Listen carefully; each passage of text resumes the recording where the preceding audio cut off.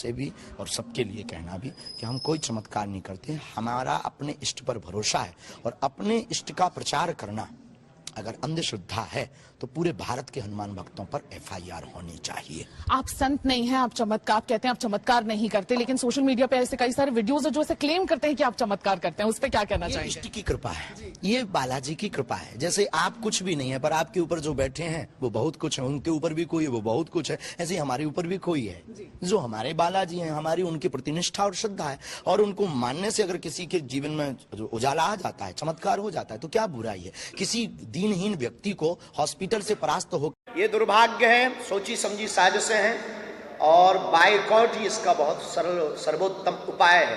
उन्हें मुंह की खानी पड़ेगी और उनको देखो, हमारी विचारधारा कभी भी दंगाई, सनातनीय व्यक्तियों की कभी भी विचारधारा कभी भी हिंसात्मक नहीं रही।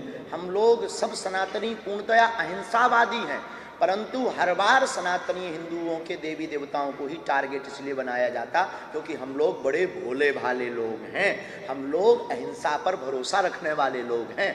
हम उन मूवी वालों से ये कहेंगे आपके माध्यम से, उनके बाप में दम हो तो किसी दूसरे धर्म के भगवान के खिलाफ बना दें, भारत में रहना मुश्किल हो जाए। नमस्कार, आप सभी का स्वागत है आपके हमारे YouTube चैनल गौतम बुल्लू में। आज एक विषय पे चर्चा करने जा रहे हैं जो आप लोग तमाम सोशल मीडिया पे और मेन स्ट्रीम मीडिया पे देख रहे होंगे। बाबा बागेश्वर धाम जी के बारे में 24 वर्षीय या 26 वर्षीय के आसपास होंगे स्वामी धीरेन जी।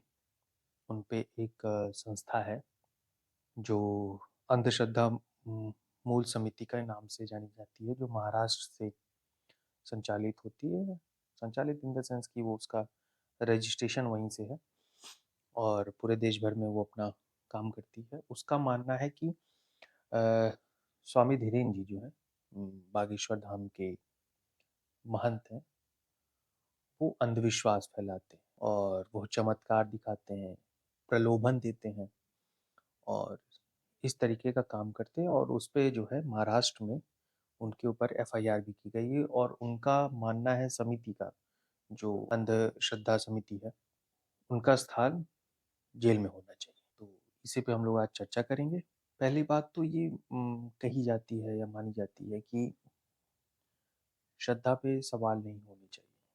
बात सही भी है, श्रद्धा पे अनर्गल आरोप भी नहीं लगना चाहिए, ये भी सही बात है। मेरी या आपकी किसी भगवान के प्रति अगर श्रद्धा है तो ये हमारा मौलिक अधिकार है, हम उन पे श्रद्धा रख सकते हैं।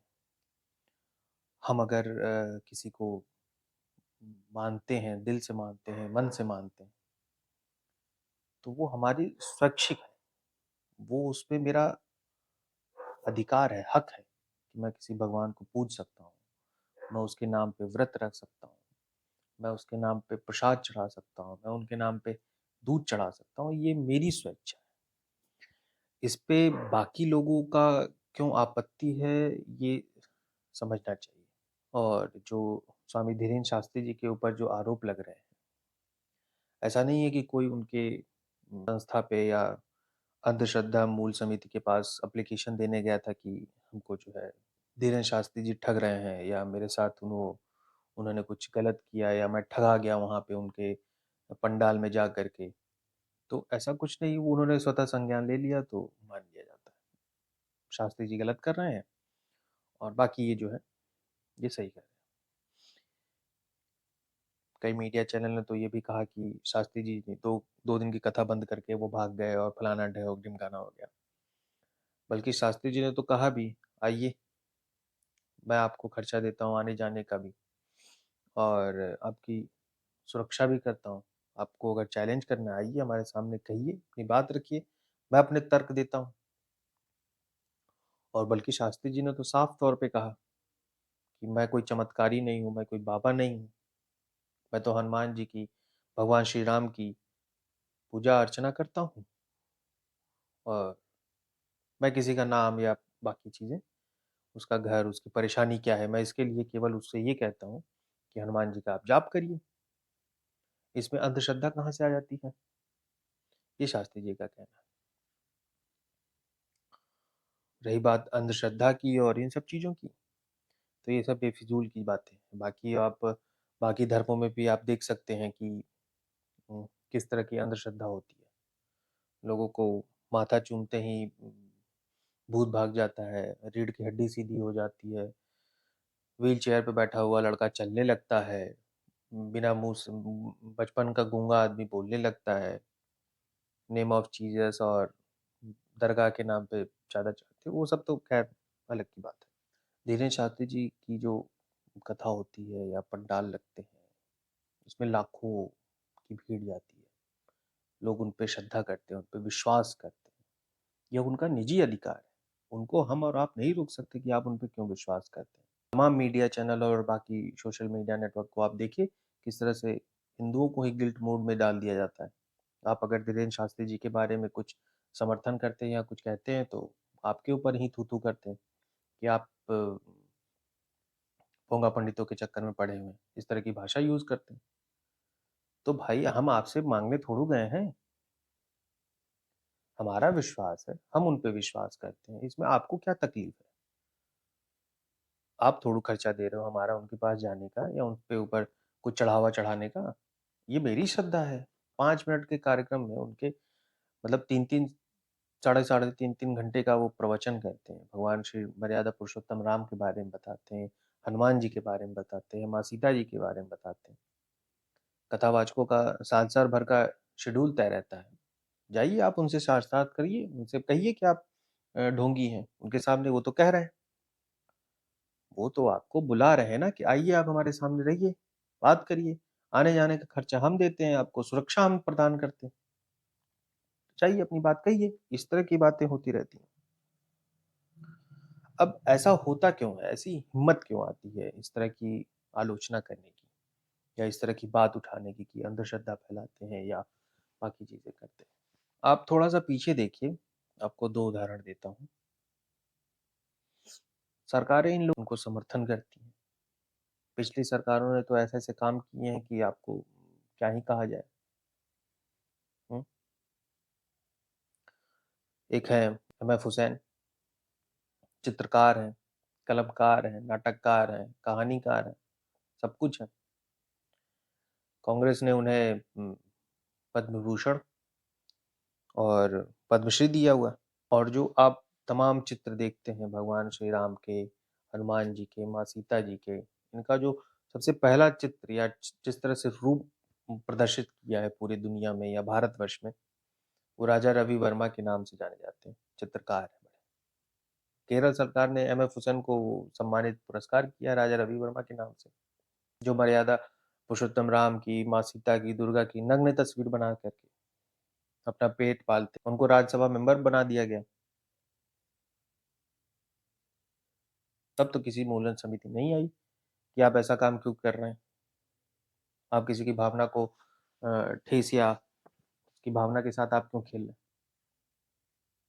इन सबों को भी तो देखना चाहिए, क्यों नहीं देखती। पादरी वादरी तो ऐसा काम करते हैं कि क्या कहा जाए, इनको भी सरकार वो करती है, समर्थन करती है। बाहर की महिला आई थी जो अपने आप को कुछ रोगियों की मसीहा समझती थी, के नाम पे वो गोरख धंधे करती थी, देशी फंड अपने जमा करती थी, मदर टेरेसा। हम्म, भारत सरकार ने उन्हें भारत रत्न दिया हुआ है, जो भारत की सबसे सर्वश्रेष्ठ सम्मान जिसको कहा जाता है। भारत रत्न देके बैठे पादरियों से पूछिए कैसा ढोंग फैलाते हैं, इनसे कोई नहीं पूछता। और हिंदुओं पे ही वार किया जाता, हिंदुओं के ही जो महंत हैं, स्वामी हैं, मठाधीश हैं या जो पूजा पाठ करते हैं, जो ब्राह्मण हैं, इन पे ही होते हैं केस मुकदमे। किसी दूसरे समुदाय के ऊपर कोई केस मुकदमा या कोई बयान दे करके देख लीजिए क्या हाल होता है। नुपुर शर्मा ने बयान दिया था, तमाम देश के कई जिलों में, राज्यों में दंगे हो गए थे। उन्होंने कोई गलत बात कही नहीं थी, उन्होंने केवल एक किताब का कोट कर दिया था जो किताब में लिखा हुआ है, तब इतना बवाल हो गया था। ऐसी मूवी बनती है जो हिंदुओं को लेकर कहीं टारगेट की जाती है। एमएक्स प्लेयर पे आई थी, आश्रम देख लीजिए क्या है, शुद्ध रूप से हिंदू विरोधी मूवी है वो। आप किसी पादरी पे, किसी मौलवी पे 5 मिनट का डिबेट तो करके देख लीजिए, पता चल जाएगा क्या होता है। और इसके लिए ऐसा नहीं कि केवल जो लेफ्ट विंग के लोग हैं यही दोषी हैं, हम और आप भी दोषी हैं। ऐसे लोगों का हम और आप समर्थन चाहते हैं कि भैया आप हमें अच्छा अच्छा कहेंगे तो भी हम मानेंगे अच्छा अच्छा, उनका विश्वास आप लेना चाहते हैं, तभी उन लोगों के अंदर इतनी हिम्मत आती है कि वो हमारे आपके देवी देवताओं के बारे में ऐसा कह सकते। धीरेन्द्र शास्त्री जी जो 5 मिनट में करते हैं वो मेरे लिए इम्पोर्टेंट नहीं है। मेरे लिए वो इम्पोर्टेंट है 3 घंटा 3.5 घंटा, जब वो हमारे आपके गांव में, परिवार में, माता बहनों में जो उनके कथा में जाती हैं, भगवान श्री राम के, हनुमान जी के, उनके आचरण के बारे में, माँ सीता के आचरण के बारे में लोगों को संस्कार देते हैं, वह बात कहते हैं कि मर्यादा पुरुषोत्तम ऐसे हैं। हिंदू सनातनी परंपराओं का प्रचार प्रसार करते हैं। हमारे लिए वो इम्पोर्टेंट है, हमारे आपके लिए। यही एक बहुत बड़ा रीजन होना चाहिए हमारे आपके लिए उनका समर्थन करने की। मैं तो उन कथावाचकों से भी कहूंगा, कई कथावाचक आए हैं सामने जो धीरेन्द्र शास्त्री जी का समर्थन भी कर रहे हैं, उनका आभार है। बहुत से ऐसे हिंदू हैं, भाई हैं, बहन हैं, बुजुर्ग हैं जो उनका समर्थन कर रहे हैं, जो इनका समर्थन कर रहे हैं, उनका बहुत बहुत आभार है।